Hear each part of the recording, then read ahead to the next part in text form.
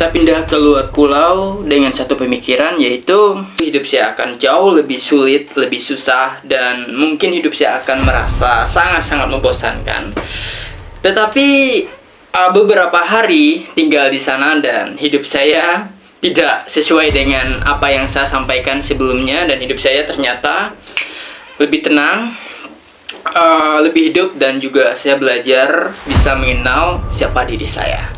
Dan itu bukan tentang uang. Sekali lagi, itu bukan tentang uang. Oke, mari kita akan lanjutkan selengkapnya. Halo teman-teman, kembali lagi di Doll Journey. Nah, hari ini saya akan berbagi pengalaman hidup ketika tinggal di luar pulau. Dan tentu yang sebelum saya bilang tadi, ada banyak hal yang kekhawatiran yang selalu menghantui pemikiran kita. Mungkin lebih tepatnya ke para rekan-rekan yang anak rantau seperti itu. Nah, jadi ketika saya menjalani hal itu, dan tentu kita banyak belajar dalam hal-hal yang baru ya, seperti itu ya. Contohnya yang saya alami dalam kehidupan saya ketika tinggal di Surabaya. Dan teman-teman, ada satu momen dimana itu sangat konyol ya waktu itu ya. Jadi sebelum saya berangkat dari Kalimantan, dan saya juga pasti merasa bahwa wow, kalau misalnya saya jauh dari keluarga, dari mama papa itu, wah kayaknya berat banget ya. Nah, jadi sebelum satu hari sebelum berangkat itu, aku bilang ke mama gini, "Man, nanti kalau aku udah sampai di sana, nanti aku akan hubungin ya, aku akan informasikan kalau aku udah datang." Nah, itu titik kekonyolannya, dan dimana di dalam perjalanan dan ketika aku sampai di Surabaya, dan aku lupa ngasih tahu informasi bahwa aku udah sampai di Surabaya. Dan 1 minggu sebelumnya aku baru nyadar kalau aku lupa satu hal, yaitu menginformasikan bahwa aku udah sampai di Surabaya. Dan aku benar-benar tidak kepikiran bahwa aku harus menghubungi mamaku setelah aku sampai seperti itu. Dan akhirnya aku langsung hubungin dan bilang, "Mama, aku udah sampai," dan sebagainya. Dan itu titik konyolannya. Dan mungkin itu adalah suatu jawaban ya. Nah, berarti menurutku kalau tinggal di suatu tempat yang baru, dan itu tidak sepenuhnya akan menghantui kita, akan membuat kita merasa bosan. Tetapi di momen itu aku merasa aku merasa nyaman, dan aku merasa wow, bahagia banget. Aku bisa berada di titik terbaru, di titik yang aku baru kenal secara persis. Dan akhirnya gue nggak merasa bahwa gue nih rindu dan bosan dan sebagainya. Dan ya, buat teman-teman, itu kekhawatiran adalah hal yang wajar sih menurutku. Jadi jangan membuat kekhawatiran itu memutuskan atau memblok masa depanmu seperti itu. Jadi ayo kita coba. Dan akhirnya aku mencoba, biasa aja kok ternyata ya. Justru aku bisa belajar hal baru seperti itu. Dan ketika tinggal di Surabaya ini, yang aku senang banget itu adalah ada beberapa dimana ya menurutku ya. Jadi kalau misalnya dari teman-teman mungkin merasa dapat hal yang berbeda, jadi nggak apa-apa. Ini menurutku harga makanan ya. Kalau menurutku harga makanan dan juga jenis makanan itu banyak banget di Surabaya. Jadi itu salah satu titik yang aku sangat suka. Apalagi aku orangnya suka makan, walaupun aku nggak gemuk-gemuk ya. Tapi aku suka makan. Dan semua jenis makanan di Surabaya itu memang ada salah satu makanan itu yang membuatku sangat kaget. Dan ini sangat baru banget, aku baru pertama kali nyoba. Dan ketika aku nyoba, dan lidahku nggak sombong sih, aku akui kalau lidahku nggak sombong. Maksudnya itu adalah semua makanan itu aku santap nggak ada yang aku sisain. Semuanya enak menurutku dan harganya juga sangat terjangkau. Apalagi yang selevel kayak aku ini yang sebagai anak rantau itu tentu cari makanan yang lebih lebih apa namanya lebih lebih murah ya, yang di atas 10.000, dan di 10.000 juga ada kok teman-teman. Tapi tentu kalian juga harus perhatikan juga makanannya seperti apa. Dan itu salah satu titik yang aku senang. Terus aku bangga juga sih karena Surabaya ini kan adalah kota nomor 2 terbesar di Indonesia. Nah, jadi ada banyak hal yang aku baru pelajari. Ternyata ada ini lah. Oh, ternyata ada ini loh. Dan ini dan sebagainya. Itu juga membuat aku sangat kaget dan terkagum-kagum sih menurutku di kota besar. Dan tentu sebagai anak kampungan, kalau lihat bangunan yang megah dan tinggi dan memang itu, wih keren ya. Ya itu jujur aku juga merasain itu. Jadi kita berarti normal, nggak apa-apa. Kita sudah melangkah dalam hal yang paling baru seperti itu. Dan juga Surabaya itu banyak keunikannya ya, keunikannya seperti aku ceritakan aja. Mungkin karena ini pertama kali aku baru tahu, jadi aku bisa share. Jadi Surabaya itu orang Jawa itu bisa kontrol burung. Ya, kontrol burung. Ya ini yang aku sangat kagum dan aku wow, kayak wah banget gitu. Jadi di mana di gang di tempat aku tinggal ataupun di gang yang ada di berbagai tempat lah, aku sering lihat kalau ada orang itu main burung, dilempar burungnya terus sampai gini gitu loh. Terus mereka langsung gini. Aku sampai bingung, ngapain ya kok rame-rame di jalan. Aku sempat takut apakah ada yang tawuran kayak apa kayak aku. Terus aku perhatikan, kenapa ya? Ternyata mereka itu main burung, guys. Ternyata mereka itu main burung dan katanya nggak tahu ya itu main burung. Aku nggak tahu terlalu dalam. Mereka itu main burung kayak itu. Terus burungnya itu bisa balik lagi. Gitu, yang aku kagumin itu burung itu bisa balik lagi. Nah itu yang titik kagum yang aku wow keren ya orang Jawa ya gitu. Tapi di Kalimantan aku nggak pernah lihat. Mungkin pernah, tapi aku nggak pernah lihat. Aku nggak tahu. Itu makanya that's why I'm so interested. Itu sebabnya aku sangat penasaran seperti itu. Kalau di Kalimantan itu memang ada yang pelihara burung, tapi burungnya itu nggak yang kayak persis yang ada di Surabaya, yang dilempar burungnya terus balik lagi, enggak. Tapi di sana kalau dilempar ya sudah, burungnya nggak akan kembali lagi dan burungnya itu tetap hilang gitu loh, balik ke habitat aslinya di hutan-hutan. Makanya kalau di Kalimantan itu dikurung terus bertahun-tahun. Terus kalau dilepas ya sudah. Kalau aku mikirnya kalau kita bertahun-tahun kurung, kasih makan dan sebagainya, kalau burung itu udah kenal siapa tuannya, pasti dia akan kembali. Tapi enggak, di Surabaya, di Kalimantan itu kalau dilepas lari terus nggak akan pernah kembali lagi. Nah itu aku mikirnya stuck di situ. Pas pergi ke Surabaya, oh ternyata ada ya burung kayak gitu ya. Dan ya itu salah satu apresiasi yang aku harus tepuk tangan sih, keren banget gitu. Dan ada lagi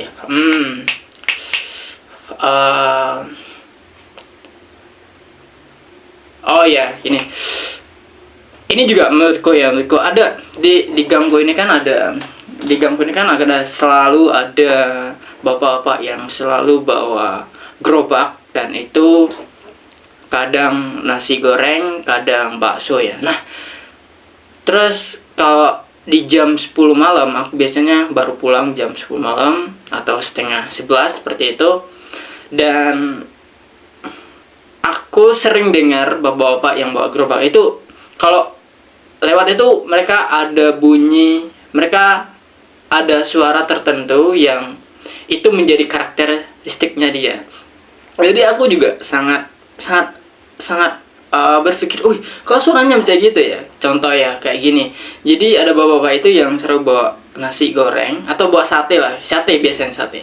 Terus itu kayak, weh, itu aku sampai, tapi dia buat suara kayak gitu, tapi kayak merdu banget, kayak bukan suara manusia, kayak ada suara dari alat musik tertentu yang itu menjadi ciri khasnya dia. Jadi aku kok bapaknya itu bisa gitu ya suaranya. Nah aku kok bisa, dan satu hal itu ngapain ya kok ada bunyi-bunyinya itu. Terus aku lihat pertama ya, ternyata bapak-bapak jual bakso toh, tak bilang gitu kan.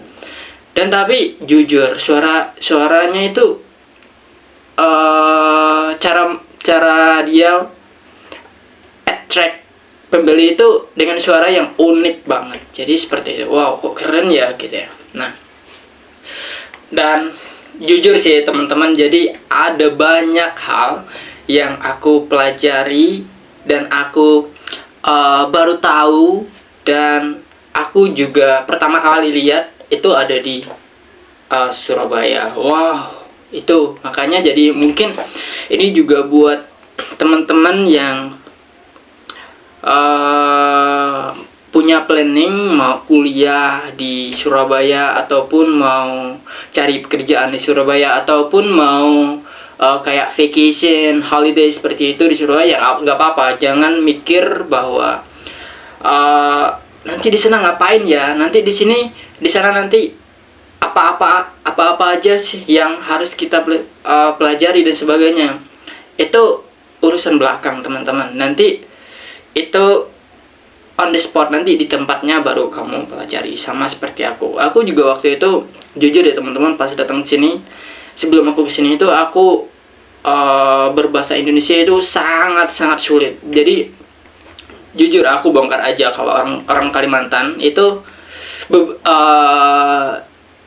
di sebagian daerah, atau ya di sebagian daerah itu ada orang Kalimantan itu yang sulit ngucapin R sama L. Jadi itu sesuai membuat aku sangat sulit untuk berkomunikasi dengan bahasa Indonesia yang lebih bisa banyak orang paham gitu. Jadi itu juga aku pelajari pas di sini, karena orang-orang di Surabaya itu, teman-teman kampusku itu, mereka itu sangat baik, sangat akrab banget. Jadi itu tergantung kita juga sih. Jadi aku akui kalau aku ini orangnya yang cepat cari teman ya, Jadi kalau ketemu teman yang suka ngomong, aku langsung spontan juga ngomong hal yang random seperti itu, dan akhirnya kita bisa kenal lebih dalam. Dan dengan hal itu ketika kita mempunyai banyak teman, jadi kita juga banyak hal yang kita pelajari dari teman-teman kita. Begitupun teman-teman kita ketika ngobrol dengan kita, mereka juga sering nanya hal-hal yang di luar nalar. Jadi seperti itu. Jadi mereka itu pernah nanya, Kalimantan itu apa aja sih di sana? Apakah hutan semua? Dan apakah di sana itu manusianya itu makan orang? Dan juga ada mandau yang bisa terbang dan sebagainya. Ya, itu adalah suatu pertanyaan yang umum sekali yang aku sering dapat, dan aku sebenarnya nggak bisa menjawab sih hal itu. Dan aku menjawab seperlunya aja. Ya aku nggak tahu, karena aku nggak pernah lihat, jadi aku jawabnya nggak tahu. Itu bisa jadi iya, bisa jadi tidak. Itu aja. Dan ya dengan hal itu kita bisa berkomunikasi dan pertukaran informasi lah, seperti itu. Itu sih teman-teman. Dan buat teman-teman, jangan pernah takut kalau misalnya teman-teman punya berkesempatan untuk bisa pindah untuk kuliah, pindah untuk bekerja, pindah untuk kayak mengabdi seperti itu. Nggak apa-apa teman-teman. Hal yang kekhawatiran itu pasti ada, tapi jangan membuat kekhawatiran itu akan memblokir tujuanmu, sehingga kamu tidak akan pernah mendapatkan tujuan itu. Jadi coba aja dan kamu lakukan, dan itu ada suatu hal yang kamu nikmati, satu hal yang kamu pelajari, dan itu sangat amat luar biasa.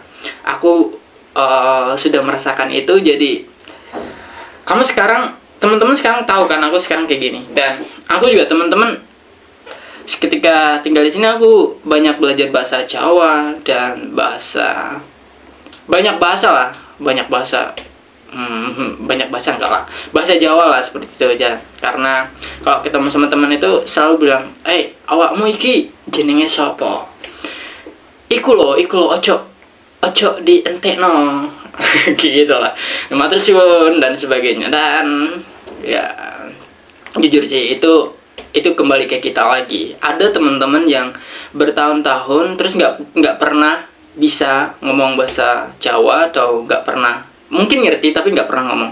Mungkin itu adalah dia itu lebih apa namanya, terlalu egoisnya apa maksudnya egois itu dia hanya fokus dengan bahasanya sendiri, dia hanya berfokus dengan dirinya, fokus oke, aku harus pakai bahasaku sendiri, nggak apa-apa.